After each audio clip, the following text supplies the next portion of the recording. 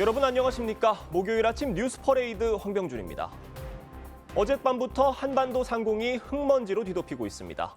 몽골에서 발생한 황사가 날아든 데다 중국에서 초미세먼지까지 들어와 전국 대부분 지역 공기가 매우 탁할 것으로 예보됐습니다. 보도국 취재기자 연결해 자세한 소식 알아보겠습니다. 고이동 기자, 대기 상황 어떻습니까?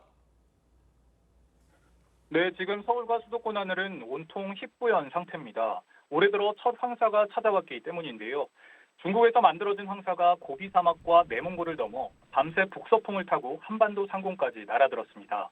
특히 어젯밤에는 중국 등지에서 초미세먼지와 스모그까지 흘러들어오면서 공기질을 더욱 나쁘게 만들고 있습니다. 지금 서울 등 수도권과 충청 지역에서는 초미세먼지 농도가 나쁨 수준까지 올라가 있습니다. 인천과 충남, 충북과 세종에선 미세먼지 농도가 매우 나쁜 단계까지 오르겠고 황사 위기경보 관심 단계가 발령됐습니다. 남부 지역도 공기질이 평소보다 크게 나빠지겠습니다. 사막지대 흙먼지가 계속 상공으로 떠오르고 있는 만큼 장시간 야외 활동은 자제하시고 외출할 때는 꼭 보건용 마스크를 착용하셔야겠습니다. 지금 서해안을 중심으로는 짙은 안개도 끼어 있는데요. 가시거리가 100m 안팎에 불과해 교통안전에도 유의하셔야겠습니다. 황사는 오늘 결정을 보인 뒤 내일까지 영향을 주다 차츰 옅어지겠습니다. 보도국에서 전해드렸습니다. 네, 보고 있는 것만으로도 숨이 막히는데요. 봄의 불청객, 중국발 황사가 올해도 어김없이 시작됐습니다. 중국 현지는 강풍까지 동반이 되면서 말 그대로 모래 폭풍이 일었는데요. 수도 베이징 등엔 황사 경보도 내려졌습니다. 오늘 외출하실 때 반드시 마스크 착용하셔야겠습니다. 신은서 기자의 보도입니다. 차창 밖이 온통 뿌였습니다. 天呐天呐全是沙子这根本就没法走 건물 사이로 모래구름이 거대한 장벽처럼 들이웁니다. 신장 자치구와 내몽골 등 중국 북부 지역을 중심으로 모래폭풍이 몰아치는 올해 첫 황사가 발생했습니다. 강한 모래폭풍은 그제부터 시작돼 오늘까지 계속될 것으로 예보됐습니다. 인접 지역까지 영향을 받으면서 수도 베이징 등에도 한때 황사 경보가 내려졌습니다. SNS에는 황사를 동반한 강풍 영상과 함께 봄에 모래를 먹고 싶으면 북쪽으로 오라는 자주 섞인 문구가 공유됐습니다. 현지 당국은 바람이 덜 부는 방향으로 운전하고 축사 등이 파손되지 않도록 주의해달라고 당부했습니다. TV조선 신은서입니다. 네, 화제 이슈 콕 집어서 파헤쳐보는 시간이죠. 아침의 픽 시작합니다. 들으신 것처럼 수도권을 중심으로 미세먼지가 기승을 부리고 있는데 황사까지 찾아왔습니다. 오늘의 픽 황사 관련 소식 맹소영 기상칼럼니스트와 함께 자세히 짚어보도록 하겠습니다. 안녕하세요. 네, 안녕하세요. 네, 중국에서 발원한 황사 북서풍 타고 우리나라로 넘어왔습니다. 공기질에 비상이 걸렸는데 황사가 어떻게 생기고 중국 어디에서 발원이 된 건가요? 일단 황사라는 단어 자체는 모래먼지입니다. 그래서 모래먼지가 발원하는 중국에서 날아오는데요. 특히 중국 북서부 지방에 위치한 내몽골이라든지 고비 사막 부근이 우리나라 면적의 2배 이상의 굉장히 넓은 면적에서 황사가 발원할 수밖에 없는 그 발원지입니다. 네. 이들 지역에서 날아오는 황사가 우리나라에 영향을 주는 황사의 대부분 80% 이상을 차지하고 있고요. 그리고 중국 중부지방의 황토고원은 굉장히 미비한 수준. 그리고 우리나라 이제 북쪽에 위치한 중국의 기준으로 봤을 때는 북동쪽에 위치한 만주 지역의 황사 같은 경우에도 20% 안팎 정도로 우리나라에 영향을 주고 있는데요. 네. 지금 밤사이에 발생하고 있는 이제 황사 같은 경우에는 우리나라의 대부분에 영향을 주는 내몽골과 고비사막에서 발생한 황사와 더불어서 만주 부근에서 발생한 황사까지 겹쳐서 지금 우리나라로 밀려오고 있는 어이구, 상황이기 때문에 네. 대비가 좀 필요한 상황입니다. 네, 봄의 불청객, 중국발 황사. 언제까지 이어지고 언제 가장 심할까요? 오늘 아침 출근하실 때 네. 굉장히 뿌연 그 그렇죠. 답답한 시야로 인해서 이 황사로 인해서 우리나라도 중국 못지않게 지금 심각한 상황이구나라고 생각을 하실 수 있겠지만 아직까지는 우려하지는 않으셔도 됩니다. 지금 전국적으로 상황이 네. 경기 남부 일부 지방과 충북 지역 같은 경우에는 초미세먼지 농도, 그러니까 황사보다 입자가 좀 작은 농도가 네. 높은 상황이기는 하지만 전반적으로 황사의 입자 크기에 준해서 이제 황사의 정도를 볼 수 있는 미세먼지 농도는 정도는 보통 수준이고 일부 지역 같은 경우에 나쁨 단계까지 올라가기는 했지만 수치적으로 봤을 때는 보통에서 살짝 넘은 정도이기 때문에 아직까지 본격적인 황사의 영향을 받지는 않고 있다라고 보셔야 될 것 같고요. 오늘 아침에 출근하실 때는 서쪽 해상에서 계속해서 밀려오는 이제 안개의 영향이다라고 보시면 될 것 같습니다. 예. 그런데 이제 오늘 오전부터는 전국 많은 지역이 황사로 인해서 이제는 입자가 좀 큰 미세먼지 농도가 나쁨 내지는 일시적으로 매우 나쁨 단계까지 올라갈 것으로 보이기 때문에 예. 오전 중에는 좀 호흡기 질환이나 좀 취약하신 예. 분들 같은 경우는 각별히 좀 주의를 하셔야 될 것 같고요. 오늘 좀 하루 종일 나쁨 단계를 유지할 것으로 보입니다. 네. 또 입자가 작은 초미세먼지까지 유입이 되면서 예. 이번 주 같은 경우에는 초미세먼지 농도만 좀 높았는데 오늘은 미세먼지하고 초미세먼지 농도 모두 높고 일부 지역은 내일까지도 황사가 잔류하면서 좀 미세먼지 농도 높을 것으로 예상이 됩니다. 네, 마스크 착용 반드시 꼭 하셔야 할 것 같고요. 올해 이제 황사 발원지 중국에서 모래폭풍 발생이 예년보다는 줄 것이다라는 전망도 있었습니다. 그렇다 보니까 우리나라로 밀려 들어오는 황사도 좀 줄어드는 거 아니냐 이런 좋은 긍정적인 예상도 좀 해보는데 어떨까요? 그러니까 황사라고 하는 것은 황사 발원지의 일단 첫 번째 조건이 예. 건조해야 됩니다. 그리고 왜 봄철에 황사가 영향을 주느냐 하면은 이 황사 지역 같은 경우에도 겨울철에 눈이 오거든요. 그리고 날씨가 춥기 때문에 꽁꽁 얼어붙어 있다가 이제 기온이 올라가면서 건조한 날씨에 이들 지역에 저기압이 자주 통과하게 되면은 예. 수킬로미터 상공까지 이 모래먼지를 상공으로 띄우게 됩니다. 네. 그리고 강한 북서풍이 수킬로미터가 떨어져 있는 거리의 황사를 우리나라까지 날아오게 만들고요. 그리고 우리나라 주변 지역에 강한 고기압, 침강을 시키는 고기압이 형성이 돼야지 우리나라에 영향을 줍니다. 그러니까 이 네. 말은 즉 황사 발원지의 상황보다도 그 기상 조건이 어느 정도가 만족이 돼야지 우리나라에 날아오는 거거든요. 예. 그렇기 때문에 일차적으로 발원지의 발원이 좀 적어진다라고 하는 건 좋은 소식이긴 하지만 네. 이번처럼 한 번 발원을 했을 때 앞서 말씀드린 기상 조건의 예. 삼박자가 맞아졌을 때는 우리나라에 영향을 줄 수 있기 때문에 이거는 계속해서 좀 지켜봐야 되는 상황이겠습니다. 네, 알겠습니다. 인천과 충청에 황사 위기 경보가 발령되기도 한 상황입니다. 공기질이 나쁠 것 같은데 어느 정도까지 해로운 건가요? 어제죠. 환경부는 오후 5시를 기해서 예. 인천과 세종 충북 지역을 중심으로 황사 위기 경보 관심 단계, 관심 주의 경계 심각 4단계 중에 이제 첫 번째 단계를 발령을 했는데요. 우리나라에 황사 가능성이 있고 예. 이들 지역을 중심으로는 미세먼지 농도가 매우 나쁨 단계까지 올라갈 것으로 예상이 되기 때문에 내려진 조치라고 보시면 될 것 같습니다. 지금 이제 화면에서 예. 보고 계신 것처럼 붉은색으로 표시되어 있는 그런 지역들이 예. 각별히 조심을 해야 되는데요. 아무래도 좀 호흡기 질환이나 이런 취약하신 분들 같은 경우에는 아무래도 공기는 계속해서 좀 움직이기 때문에 지금 내 주변 상황의 그런 대기 상태까지 고려를 했을 때 낮 동안에는 또 대기 확산이 잘 이루어지는 예. 곳들 같은 경우에는 일시적으로 대기 상황이 좋아지기는 하지만 일부 지역의 지형적인 영향과 환경에 따라서는 또 축적이 되는 곳은 농도가 높을 수 있으니까요. 계속해서 오늘은 좀 대기 예보 상황들 예. 잘 살펴보셔야 될 것 같습니다. 알겠습니다. 서울과 수도권에서는요, 그제부터 미세먼지 비상저감 조치 발령이 됐습니다. 비상저감 조치 매번 들어도 이게 정확히 어떤 상황인지 마음에 확 와닿지는 않거든요. 어떤 상황이라고 그 봐야 될까요? 미세먼지라고 하는 것은 계절적인 영향이 굉장히 큽니다. 예. 우리가 여름철 같은 경우에는 미세먼지에 대한 이야기를 잘 안 하게 되죠. 예. 왜냐하면 비도 많이 내리고 그만큼 불안정이 강하기 때문에 바람으로 인해서 확산되는 미세먼지가 많아서 축적되지는 않는 그런 상황이 될 수밖에 없겠죠. 근데 겨울 같은 경우에는 미세먼지가 축적될 수 있는 그런 대기 상황들 예. 그리고 이제 난방으로 인해서 사용하는 화석연료의 사용이 많아지다 보니까 미세먼지 농도 자체가 급증할 수밖에 없는 상황이고요. 여기에다가 중국에서부터 유입되는 풍계가 형성이 되기 때문에 예. 굉장히 악조건들이 있습니다.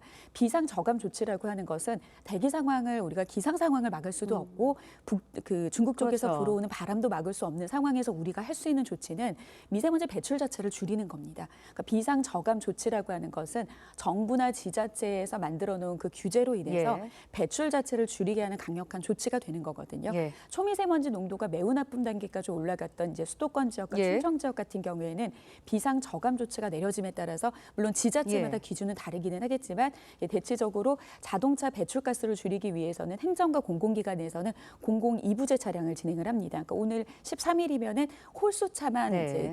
이제 진입이 가능하기 때문에 이런 것들에 대한 제재 그리고 사업장 같은 경우에도 한 15에서 20%의 가동률을 중단시키고 시간을 조절을 함으로써 그러니까 이런 것처럼 기존 자체의 기저 대기물질의 배출 네. 자체를 줄이기 위한 행정적인 조치가 조치가 이루어진다라고 보시면 될 것 같습니다. 네, 알겠습니다. 마지막으로 질문을 좀 드려야 할 것 같아요. 한국의 대기질, 우리나라의 대기질이요. 전 세계 138개 나라 중에 59번째로 나쁨 수준으로 조사가 됐습니다. 너무 불명예스럽지 않나라는 생각이 드는데 우리나라 대기 오염 주요 원인 또 뭔지 또 이거를 이제 대응할 수 있는 대비책이 좀 필요할 것 같은데 어떻게 보세요?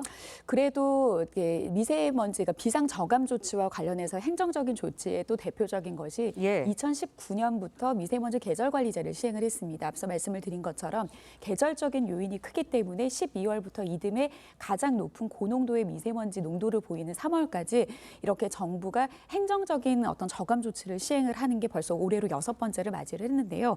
그래도 과거의 미세먼지 농도, 초미세먼지 농도보다 30%가 절감이 됐습니다. 네. 그런데 이제 국내에서 발생하는 미세먼지도 문제이기도 하겠지만 국외로부터 유입되는 게 고농도 미세먼지 현상이 나타날 때 거의 60~70%가 국외에서 유입되는 그런 상황들이거든요. 그래서 모두 중국발은 아니기는 하지만 중국에서 오는 영향을 무시할 수 없기 때문에 이거를 이제 구속력 있는 그 국가와 국가 간의 어떤 협력 체계보다는 협약 체계를 좀 조정을 해서 유럽처럼 어디에서 발생한 문제이고 우리가 어떻게 해결을 해야 되는지에 대한 근본적인 자발적인 참여보다는 구속력 있는 그런 대응 조치가 좀 중국과 우리나라뿐만 아니라 전 세계 동북아 쪽으로 좀 국제적인 어떤 공조가 좀 필요한 그런 상황이라고 볼 수 있겠습니다. 네, 알겠습니다. 아무래도 오늘 하루는 답답할 것 같다라는 생각이 드는데요.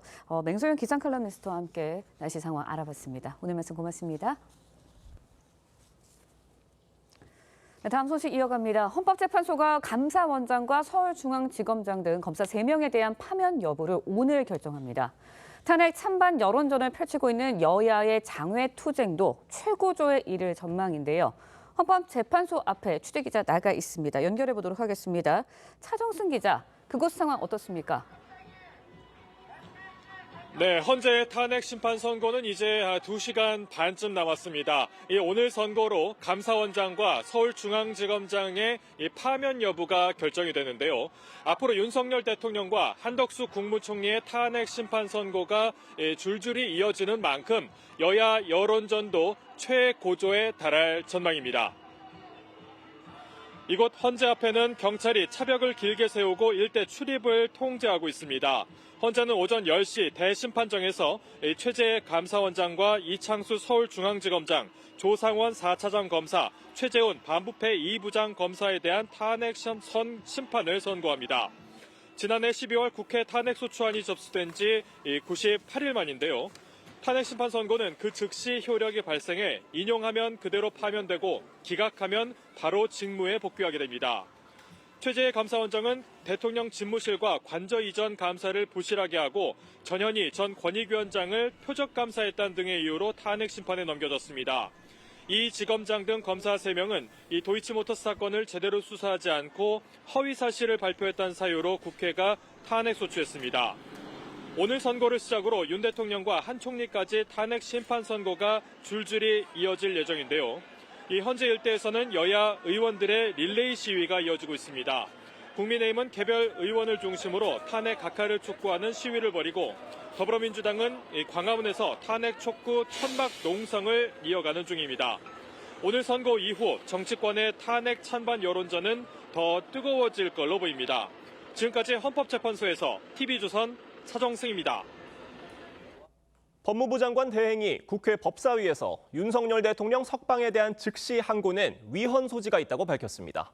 반면 법원 행정처장은 상급심 판단을 받아볼 필요가 있다고 다른 의견을 냈는데 대검찰청은 관련 쟁점을 논의하는 방안을 검토 중인 것으로 전해졌습니다. 장세희 기자입니다. 여당은 수사권이 없는 공수처가 무리한 수사로 대통령을 체포하면서 영장 쇼핑 의혹까지 자초했다며 오동은 공수처장의 사퇴를 요구했습니다. 공수처장께 다시 한번 묻습니다. 사퇴하시겠습니까? 저희들의 업무 집행에 적법 절차 위반한 점이 전혀 없습니다. 야당은 법원의 구속 취소 결정에 검찰이 왜 즉시 항고를 하지 않았느냐고 김서구 법무장관 대행에게 따져 물었습니다. 김 대행은 법원의 판결이 부당하다고 생각한다면서도 즉시 항고엔 위헌 소지가 있다고 했습니다.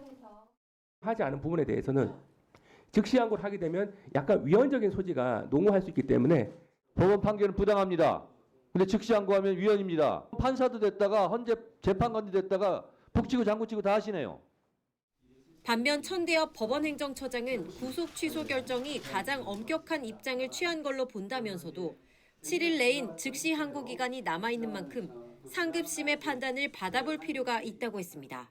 그 재판부에서는 상고심의 판단을 통해서 이런 부분이 좀 논란이 해소될 필요가 있다라는 입장을 스스로 밝혔고 판단이 좀 필요하겠다라는 생각을 말씀드린 것입니다. 천 처장의 이 같은 발언에 대검은 법사위 상황과 관련해 검토 중이란 입장을 밝혔습니다.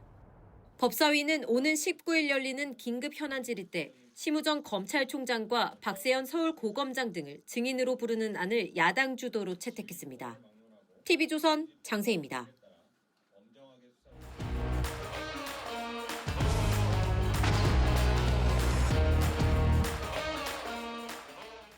정치권 소식 짚어봅니다. 아침에 와수 시간입니다. 송영훈 국민의힘 전 대변인, 강성필 민주당 부대변인 나오셨습니다. 안녕하세요. 안녕하세요. 어제 국회 법사위 현안 질의에서는 천대엽 법원행정처장이 출석을 했습니다. 윤 대통령 구속 취소 관련해서 검찰의 즉시 항고 제기가 필요하다고 발언하면서 파장이 이어지고 있습니다. 직접 들어보겠습니다. 저희들은 이제 그 재판부, 취소결정 재판부의 입장처럼 이 부분에 대해서는 적시항고를 통해서 상급심의 판단을 받는 것이 좀 필요하다라는 생각은 가지고는 있습니다. 적시항고 기간 7일로 제가 알고 있습니다. 금요일까지로 제가 적시항고 기간이 남아있는 것으로 알고 있고.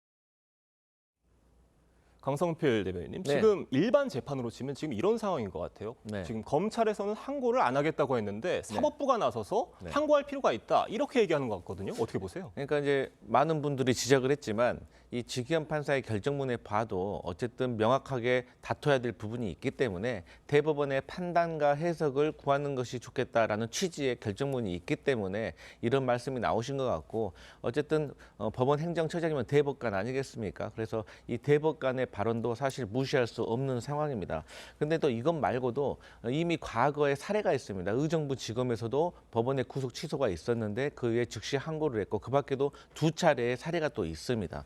또 2015년도에 검찰 수사관 그 시험 문제에도 날로 계산하냐 시간으로 계산하냐라는 게 나왔다고 하더라고요. 거기서도 정답은 날로 계산하는 거라고 합니다. 그렇기 때문에 이렇게 수십 년 동안 오랫동안 지속되어 왔던 어떤 선례에 비추어서 조금 의외의 결과가 나왔기 때문에 당연히 판단을 받아보는 것은 꼭 윤석열 대통령의 구속 취소 문제만은 아니고 지금까지 있었던 피의자들에 관한 권리에 대한 문제가 있습니다. 한간에서는 오죽했으면 이제 부모님 돌아가시면 장례식도 3일이 아니라 72시간으로 해야 된다는 말이 나돌 정도로 국민적인 불만이 많고 의구심이 많다는 점을 검찰이 이해해야 한다. 이런 말씀 드리겠습니다. 지금 반면에 김서구 법무장관 대행은 즉시 항고는 위헌 소지가 있다 이렇게 발언을 했습니다. 지금 검찰 입장도 이거고요. 이러나 저러나 즉시 항고를 하게 됐을 경우에는 이게 위헌 소지가 있기 때문에 안 했다 이겁니다. 어떻게 보세요? 김서구 법무차관 얘기 그리고 검찰의 입장이 현실적으로 이해가 되는 측면이 있죠. 왜냐하면 우리 헌법재판소는 2012년에 2011 헌가 36 결정입니다.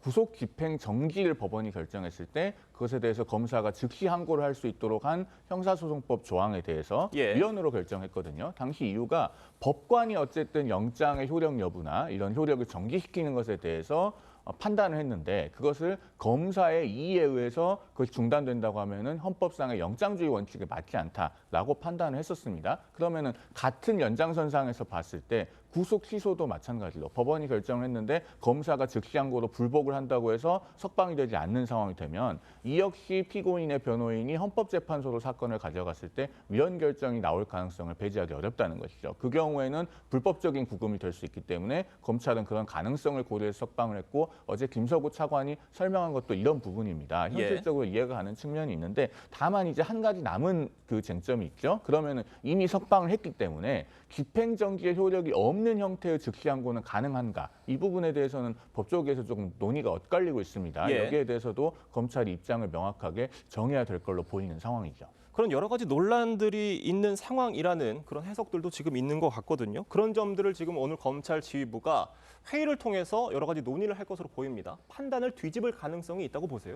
판단을 뒤집는다기보다는 이건 좀 나눠서 봐야 됩니다. 그러니까 일단 석방을 한 것은 법원의 결정을 존중해서 그리고 집행정지 효력이 있는 즉시 항고를 했을 때는 그것이 위헌 소지가 있기 때문에 석방한 것이고 그다음에 집행정지 효력이 없는 형태의 즉시 항고를 한다면은 그것은 가능한가? 어떻게 보면 약간 별개 별개의 논점이라고도 할 수 있겠습니다. 이것은 법조계에서도 좀 의견이 엇갈리기 때문에 이 자리에서 제가 결론을 딱 정해서 말씀을 드리기는 어렵습니다만 예. 적어도 검찰이 이 지점에서 견지를 해야 될 것은 가장 충분하게 숙고를 하고 숙의를 해서 의사결정하는 그런 과정을 보여줘야 됩니다. 지금 대검에서 지휘부 회의를 해서 결정한다고 하는데 좀 사견을 덧붙여서 말씀을 드린다면 여기에 대해서는 전국검사장 회의 같은 것을 소집을 해서 중론을 모아보는 것도 적절하겠다라는 생각이 듭니다. 윤 대통령을 1월 26일에 구속 기소할 때는 전국검사장 회의를 거쳐서 어쨌든 심우정 총장이 최종적으로 결정하지 않았습니까? 비슷한 프로세스가 필요하다는 지적도 충분히 가능할 것 같습니다. 지금 검찰의 고심이 깊어지는 상황이 된 것 같습니다. 지금 판단을 바꿔서 즉시 항고할 가능성이 있다고 보세요?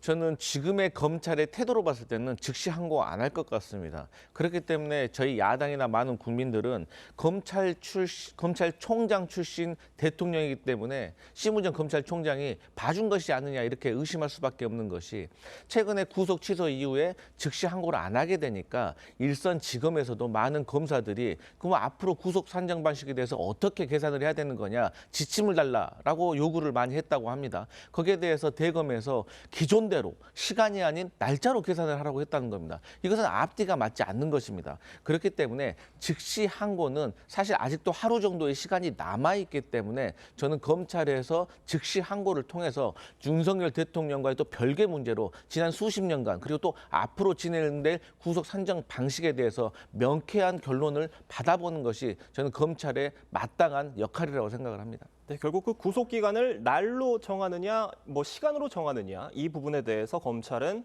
본안에서 판단을 받아보겠다 이런 입장인데 오늘 지휘부 회의에서 어떤 판단이 내려질지 좀 지켜봐야 될 문제인 것 같고요.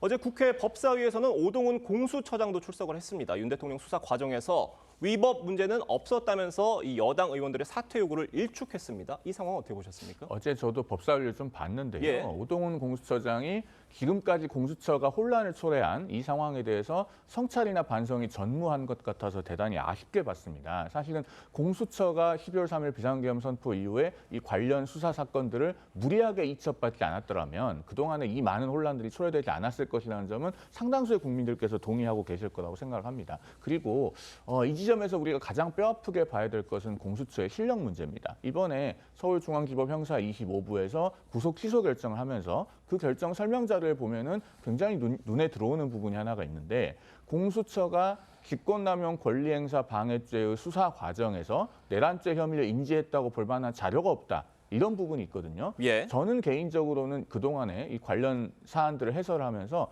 공수처가 수사권이 있고 수사권을 주장할 만한 근거가 있다는 관점에서 해설을 해왔습니다. 그런데 그것은 어쨌든 직권남용죄를 수사하는 과정에서 내란죄를 인지하는 그 과정을 거쳤을 때 얘기거든요. 그러면은 공수처는 수사권 주장을 하기 위해서 수사 보고서라든가 이런 것들을 근거로 만들어놨어야 됩니다. 그런 것조차 제대로 하지 않았다고 한다면은 그것은 공수처의 실력 문제거든요. 오동훈 공수처장이 이런 부분에 대해서 성찰이 전무한 것 같아서 대단히 아쉽게 봤다. 이런 말씀 다시 한번 드립니다. 네, 윤석열 대통령 탄핵 선고를 앞두고 여야는 모두 거리로 나서서 장외 여론전에 집중하는 모습입니다. 영상으로 보겠습니다.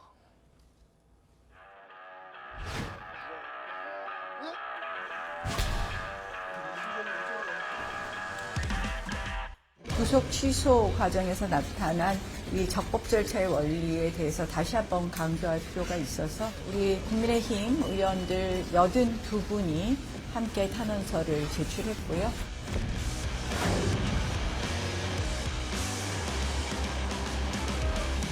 내란 속의 윤석열의 신속한 파면을 촉구하는 정의로운 행진을 이어갑니다. 우리의 행진은 대한민국의 민주주의를 지키기 위한 투쟁이며 헌법을 짓밟은 불의한 권력에 대한 준엄한 심판입니다.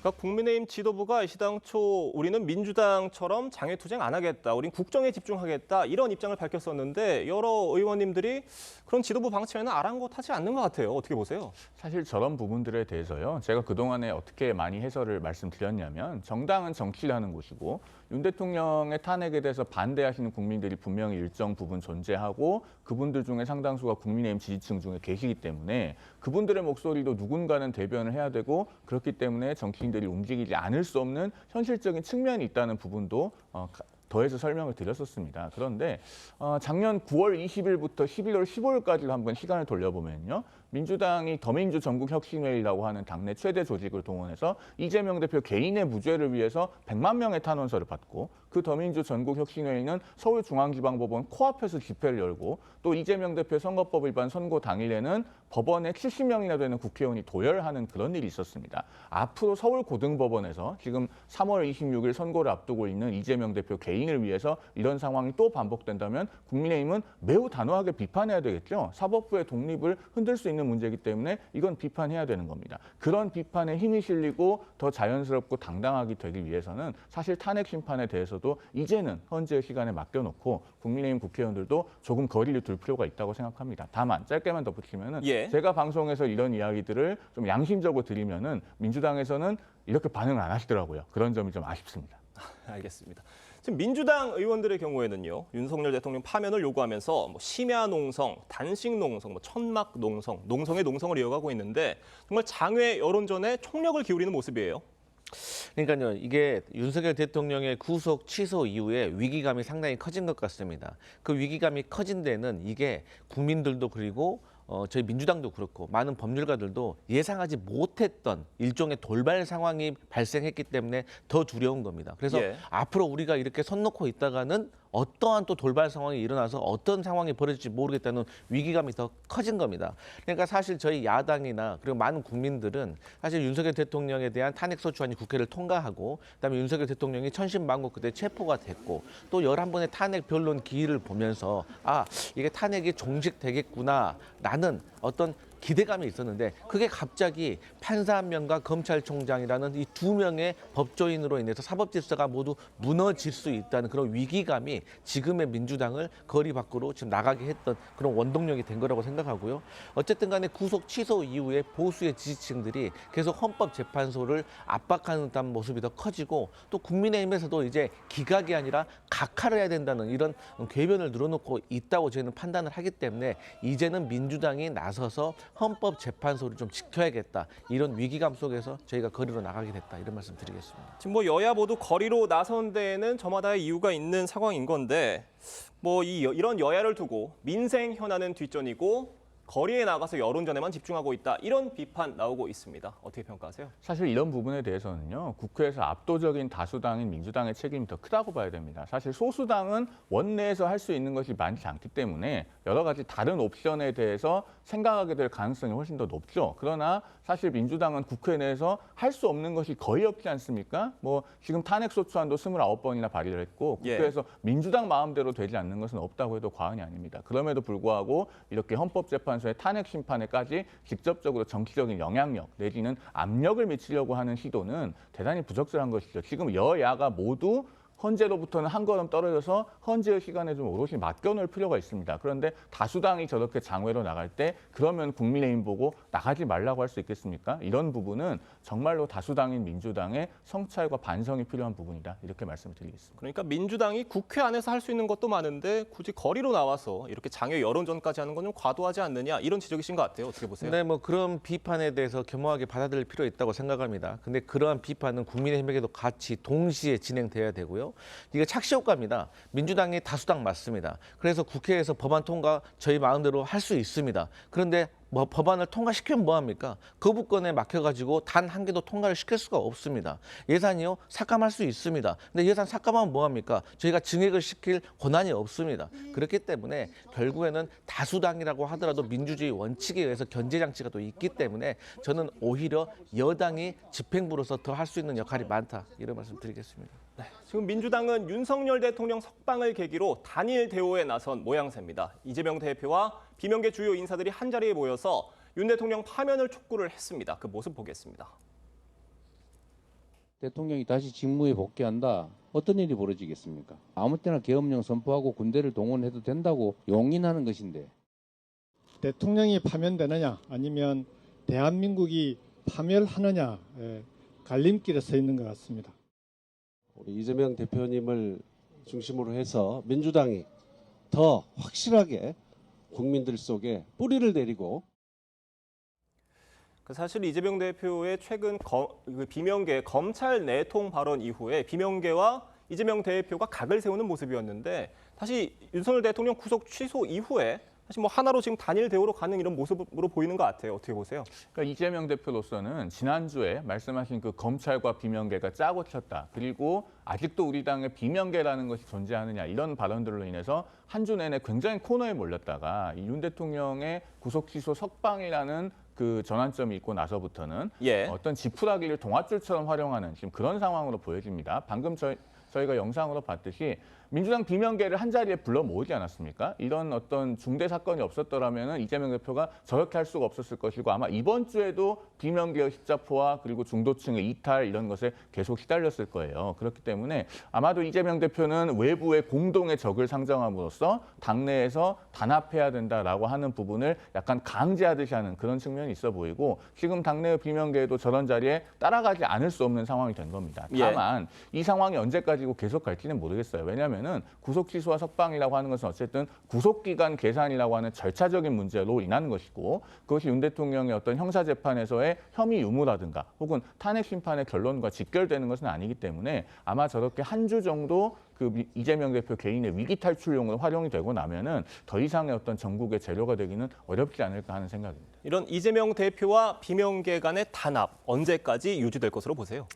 뭐 저희는 계속 됐으면 좋겠는데 사실 계속되기는 어렵죠. 왜냐하면은 조기 대선이 열린다고 하면 어쨌든 경선이 있을 것이고 경쟁을 해야 되는 상황입니다.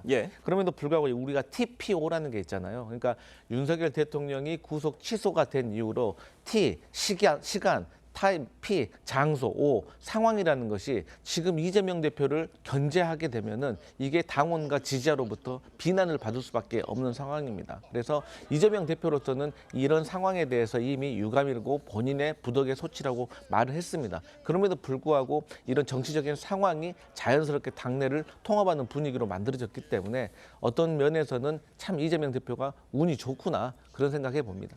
지금 이런 상황에서요. 이재명 대표가 오는 26일에 선거법 사건 2심 선고를 앞두고 있습니다. 그런데 이 대표가 재판부에 또 위헌 법률 심판 제청을 신청을 했다고 해요. 이 의도가 뭐라고 보세요? 안 되는 줄 알면서 자꾸 이재명 대표 측에서 이렇게 위헌 법률 심판 제청을 반복하고 있어서 개인적으로는 대단히 부적절하다고 생각합니다. 이재명 대표는 2018년 경기도지사 선거에 출마해서 당선된 후에도 허위사실 공표 혐의로 재판을 받았습니다. 당시에 2심에서 당선 무효에 해당하는 벌금 300만 원을 받고 대법원에 상고한 다음에 위헌 법률 심판 제청 신청을 했었죠. 똑같은 공직선거법 250조 1항에 관한 부분입니다. 그래서 2020년 7월 16일에 대법원에서 기각 결정을 받았기 때문에 이재명 대표 본인을 신청인으로 하는 판례가 남아 있습니다. 그 결정문에 뭐라고 나와 있냐면요. 법률의 해석 적용에 대한 위헌 여부를 다투는 것은 적법한 위헌 제청 사유가 안 된다. 이렇게 나와 있습니다. 그런데 어제 신청한 부분이 어떤 것입니까? 공직선거법 250조 1항의 허위 사실을 후보자가 아니라 유권자 기준에서 판단한다면 그것은 위헌이다. 라는 제청을 해달라는 겁니다. 그러면 법률의 해석 적용을 다투는 거잖아요. 그러니까 본인이 신청인으로 신청해서 기각된 그 대법원 판례에 뻔히 나와 있는 법리를 알고서도 안 되는 신청을 계속하는 겁니다. 그러니까 비판을 받을 수밖에 없는 것이고 이 지점에서 우리가 한 가지 짚어봐야 될 것은 허위 사실인지 여부를 후보자가 아니라 유권자, 일반 유권자, 평균적인 유권자의 기준으로 판단한다는 것은 수십 년 동안 굳어온 대법원 판례입니다. 더더군다나 이것을 후보자 기준으로 판단한다? 그러면은요, 후보자가 주관적으로 인식한 바, 이걸 다시 더 쉽게 풀어서 표현하면은 내 마음대로 뭐든지 선거 기간에 거짓말하겠다는 겁니다. 지금 공당의 대표이자 유력 대선 주자라고 하는 정치인 측에서 이런 위헌 제청 신청을 하고 있다. 사실 국민들께서 좀 정확하게 알고 계셔야 되는 부분이다라고 말씀드리겠습니다. 그러니까 지금 말씀해 주신 것처럼 여권에서는 이재명 대표가 합헌이 나올 걸 알면서도 위헌 법률 심판 제청을 또 했다 이런 지적 나오고 있는 것 같아요. 사실 이 첫 번째 위헌 법률 제청 신청 같은 경우는 말씀하시던 공직선거법 250조 1항에 관련돼 가지고 방송 등에서 뭐 가족관계라든가 출생이라든지 이런 거에 대해서 허위사실 공표에 대한 얘기를 한 건데 사실 지금 두 번째 신청한 거에 대해서는 정확한 내용이 알려져 있지 않습니다. 저는 개인적으로 공직선거법 19조에 대해서 위헌 법률 제청을 신청한 것이 아닌가라고 예상을 해봅니다. 그게 뭐냐면 공직선거법으로 100만 원 이상의 어떤 형을 받으면 피선거권이 상실되지 않습니까? 여기에 대해서 한번 위헌 심판을 저는 해본 것이 아닌가라는 개인적인 생각을 해보고요. 어쨌든 이 외형 법률 제청 신청을 한 것이 재판 지연에는 큰 영향이 없다고 생각합니다. 그리고 저희 이제 야당과 많은 국민들은 어쨌든 윤석열 대통령께서도 구속 기간 산정 수십 년간 이어져온 선례에 대해서도 그 이의를 제기해가지고 5,100만 분의 1이 된 거 아니겠습니까? 그래서 저는 본인에게 주어진 방어권을 행사할 수 있다 이런 말씀 드리겠습니다. 네, 알겠습니다. 오늘 두 분 말씀 여기까지 듣도록 하겠습니다. 감사합니다. 고 김하늘 양을 살해한 교사의 신상이 공개됐습니다. 48살 명재환입니다. 경찰은 명 씨가 가정과 직장에서 쌓인 불만 때문에 범행을 저질렀다고 보고 있습니다. 김다로 기자입니다. 하늘색 모자를 쓴 중년 여성이 경찰에 이끌려 나옵니다. 지난달 10일 자신이 근무하는 학교에서 8살 김하늘 양을 유인해 무참히 살해한 여교사 48살 명재환입니다. 피해자한테 하실 말씀 없으신가요? 신상공개심의위원회 위원 7명 전원이 범죄의 잔혹성과 재범 방지 등을 고려해 신상공개에 찬성한 것으로 알려졌습니다. 명 씨의 얼굴을 확인한 학부모들은 충격적이라는 반응입니다. 약간 섬뜩하다는 생각이 좀 들었어요. 또 이런 범죄들이 또 다음에 일어나지 않게 재발 방지 차원에서 경찰은 명 씨가 가정 불화와 학교에서 쌓인 불만 등을 분노로 표출하며 범행한 것으로 보인다며 평소 알았던 정신질환과는 무관하다고 밝혔습니다. 또 범행 약 일주일 전부터 살인 기사와 흉기를 검색하는 등 누군가를 살해하려 계획한 것으로 보고 있습니다. 수집된 모든 증거를 바탕으로 계획된 범행이라고 판단을 했고 재판 과정에서 입증될 거라고 믿습니다. 경찰은 명재환에게 법정 최저 형량이 무기징역인 13세 미만 미성년자 약취 유인과 살해 혐의를 적용해 검찰로 넘겼습니다. TV조선 김다로입니다. 네, 1950년 제정 이래 75년 동안 바뀌지 않았던 상속세 체제 개편안을 정부가 발표를 했죠. 어떻게 바뀌게 되는지 살펴보도록 하겠습니다. 네, 상속세법 개정안의 핵심은 상속재산 전체에 대해 세금을 매기는 유산세 대신에 상속받는 사람 각자 물려받는 만큼 세금을 매기는 유산 취득세로의 전환입니다. 상속재산이 많아질수록 세율이 높아지는 누진세였던 상속세를 피상속자가 n분의 1로 내게 해서 세 부담을 줄여주겠다는 의도입니다. OECD 국가 가운데 우리나라처럼 전체 재산에 세금을 매기는 곳은 미국과 영국, 덴마크 등 4개 나라뿐입니다. 공제 한도도 확대됩니다. 자녀 공제를 5천만 원에서 5억 원으로 올리고요. 배우자는 전액 공제가 5억 원에서 10억 원으로 늘어나게 됩니다. 이렇게 되면 지금까지는 20억 원을 물려받는 경우 배우자가 10억 원, 두 자녀가 각각 5억 원씩은 나눠받을 때 상속세로 1억 3천만 원을 내야 했습니다. 하지만 앞으로는요, 공제가 배우자 10억 원, 자녀가 5억 원씩이 적용이 되면서요, 상속세는 0원 안 내도 되게 되는 겁니다. 다만 고액 자산가에게 유리하다는 구조에다가 위장분할 우려도 있어 상속세 부과 기간을 10년에서 15년으로 늘렸습니다. 중산층도 피해갈 수 없는 세금이 됐다는 상속세. 정부가 개편안을 내놓은 만큼 정치권이 어떤 합의를 이끌어낼지 주목됩니다. 지금까지 앵커 리포트였습니다.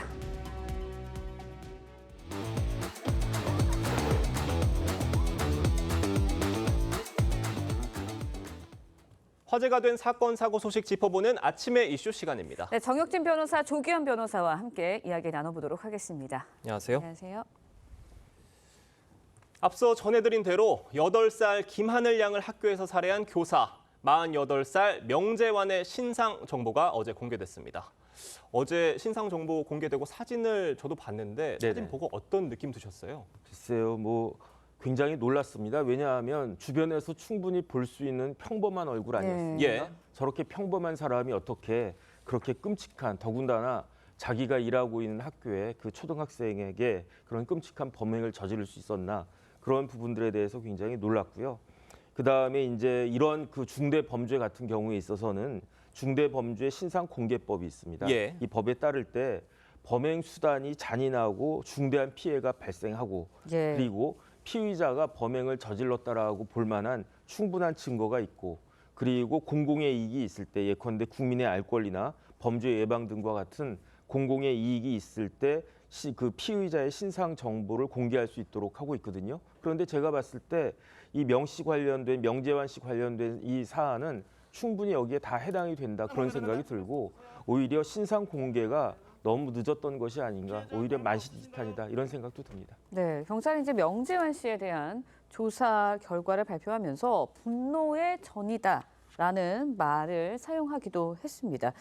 기존에 앓고 있던 정신과 전력과는 뭐 상관이 없다는 뜻인 것 같기도 한데 어떤 의미를 갖고 있는 건가요? 일단 어제 발표에서는 사이코패스도 아니다, 우울증과는 무관하다 이런 입장과 함께 분노의 전이라는 표현을 썼는데요. 심리학적 용어인데 분노가 내부가 아닌 외부로 표출되는 상황을 의미한다고 합니다. 그러니까 전체적으로 이 본인의 진술에 따라서 최초에는 스스로 목숨을 끊을 결심을 하고 했었는데 이후에는 이게 차차 타인에 대한 어떤 공격으로 된 거고 가정 불화라든가 직장 문제 또 본인의 문제를 이 분노를 다른 상대, 본인보다 또 약한 상대를 통해서 실현하려고 해서 이 부분은 이제 분노의 전이라고 표현을 했는데 어떤 상태나 상황론으로는 설명이 되지만 어떤 살인이나 이 범행에는 분명한 의도와 목적이 있는 거거든요.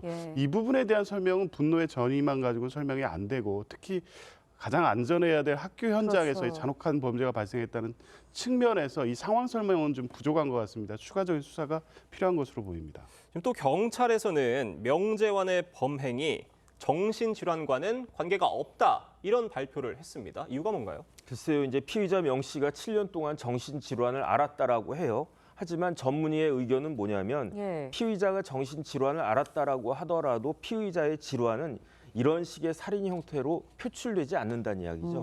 그러니까 질환화하고 이런 범행하고 그 의학적으로 그 과학적으로 관계가 없다 이런 의견이고요. 게다가 저 피의자 명 씨가 어떤 행동을 했습니까? 흉기를 직접 구입했고요. 더군다나 인터넷으로 살인 기사를 검색하기까지 했다. 결국은 이 범죄는 질환에 따른 우발적 범죄라기보다는 오히려 그 면밀하게 계획된 계획 범죄인 것 같다. 이렇게 판단할 수 있을 것 같습니다. 네, 경찰은 또 명재환에게 특가법상 13살 미만의 약취 유인 혐의를 적용을 해서 검찰에 송치를 했습니다. 이 모든 혐의가 적용이 된다면 어떤 처벌을 받게 될까요? 무기징역까지도 언급을 했어요. 그렇습니다. 형법 217조의 미성년 약취 유인죄는 10년 이하의 징역이고요.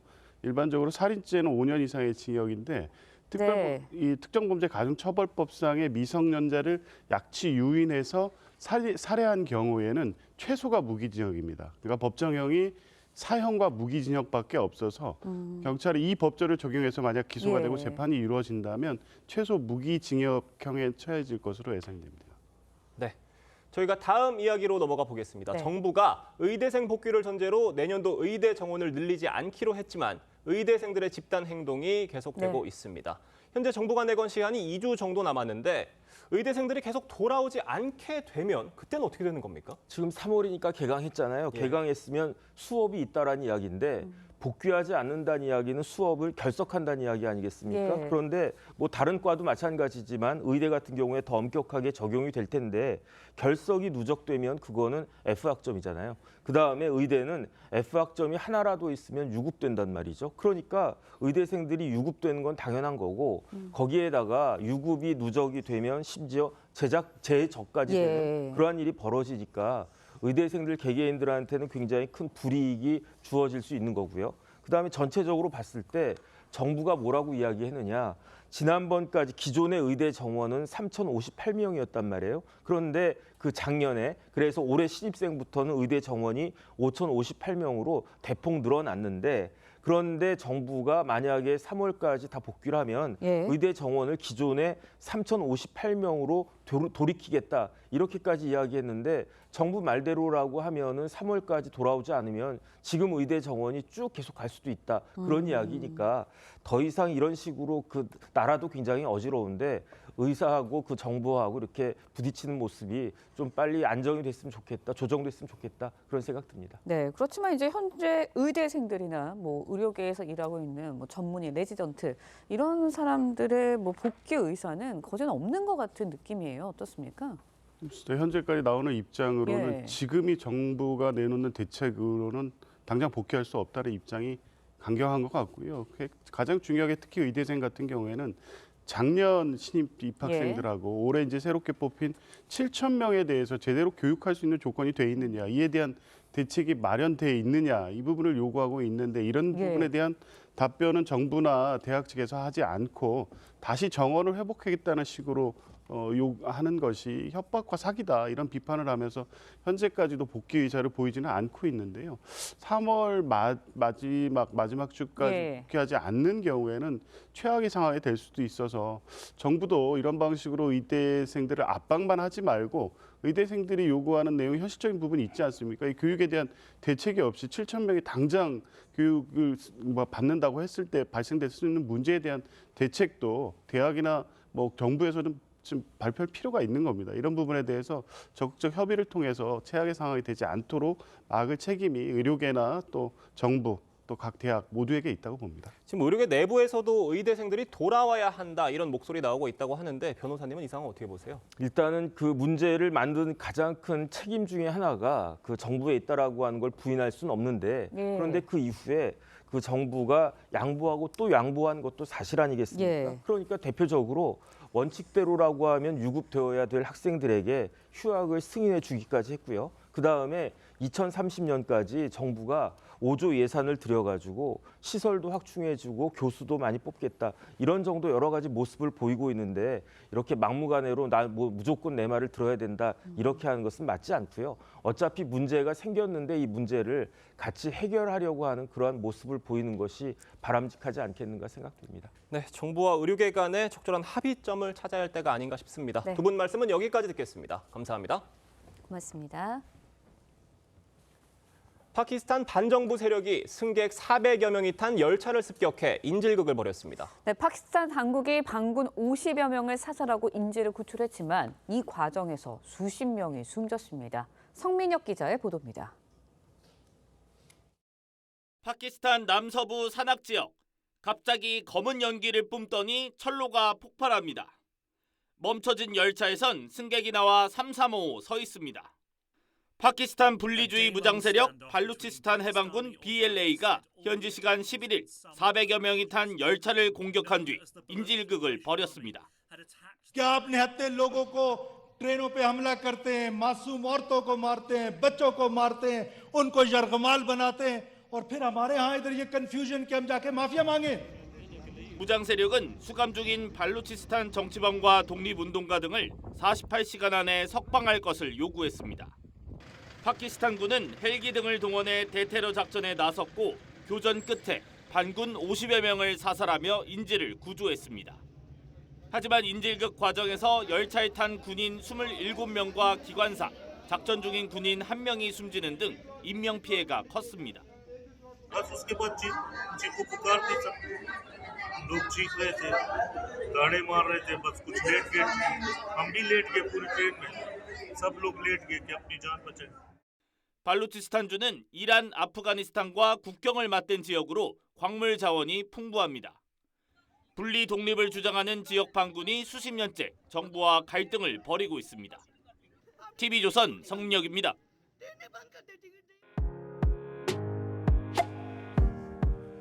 네, 렌즈에 담긴 그 순간 그 의미를 짚어보는 시간이죠. 사진 기자가 선택한 아침의 한 장입니다. 오늘은 조선일보 사진부 이태경 기자와 함께합니다. 안녕하세요. 오늘 아침에 볼 사진 어떤 건가요? 네, 대학 캠퍼스에도 봄이 찾아왔는데요. 새 학기를 맞은 대학은 동아리 회원 모집이 한창입니다. 현장 모습 사진으로 만나보겠습니다. 국내 곳곳의 대학들이 일제히 동아리 신입 회원 모집에 나섰는데요. 신입생들을 대상으로 동아리 홍보전이 한창입니다. 민속무술, 미식축구, 댄스 등 다양한 분야의 동아리에서 새 회원을 기다리고 있습니다. 네, 정말 다양한 종류의 대학 동아리가 있는 것 같은데요. 네, 그렇습니다. 한국으로 유학 온 외국인 학생까지도 동아리 홍보에 나섰는데요. 금발의 여학생이 태권도 격파와 발차기 시범을 보여 눈길을 끌었습니다. 이렇게 열정적으로 동아리 활동을 하면 학교 생활이 정말 재미있을 것 같은데요. 요즘의 캠퍼스는 이렇게 청춘들의 열정으로 가득 차 있습니다. 네, 사진 속의 활기찬 모습처럼 대학생활 이어나가시길 응원하겠습니다. 지금까지 아침 현장이었습니다. 오늘 전국이 황사의 영향을 받으며 공기질이 매우 나쁘겠습니다. 오전에 수도권과 충청은 매우 나쁨 단계까지 치솟겠고요. 그 밖의 지역에서는 오전에 일시적으로 매우 나쁨 단계까지 오르겠습니다. 또 인천과 충청에서는 황사 위기경보 관심 단계가 발령됐습니다. 중부지방을 중심으로 먼지의 안개까지 나타나면서 시야가 매우 답답합니다. 특히 중부 서해안에는 가시거리 200m 미만의 짙은 안개가 끼면서 인천과 김포 공항에는 저시정 경보가 내려졌습니다. 전국 하늘은 구름이 많겠고 강원 영동 지방에는 대기가 건조한 가운데 건조주의보가 발효됐습니다. 아침에는 쌀쌀하지만 낮에는 기온이 오르며 일교차가 크게 벌어지겠습니다. 서울 15도, 춘천과 강릉 16도, 대구는 17도까지 오르며 포근한 봄 날씨가 이어지겠습니다. 토요일 전남과 경남, 제주를 시작으로 일요일에는 전국에 비나 눈이 내리겠습니다. 이후 다음 주에는 꽃샘추위가 찾아오겠습니다.